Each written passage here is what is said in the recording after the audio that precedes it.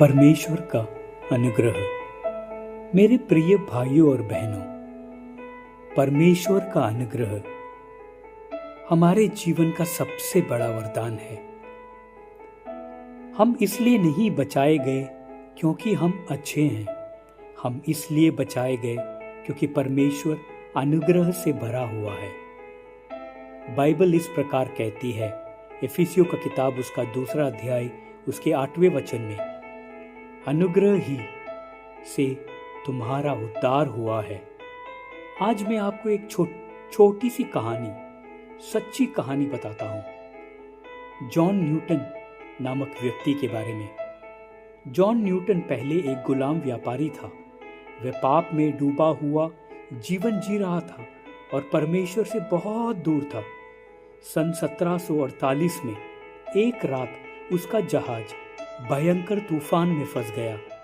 जब उसे लगा कि अब मृत्यु निश्चित है, तब उसने परमेश्वर से दया की पुकार की। और क्या हुआ? वही प्रार्थना उसके जीवन का मोड़ बन गया।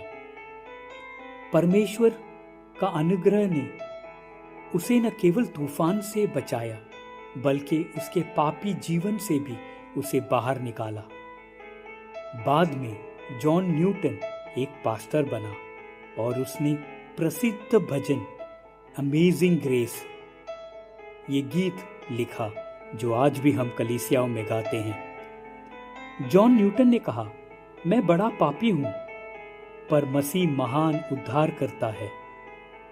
मेरे प्रिय भाइयों और बहनों, यदि परमेश्वर का अनुग्रह जॉन न्यूटन को बदल सकती है, तो आपको भी परमेश्वर का अनुग्रह बदल सकता है।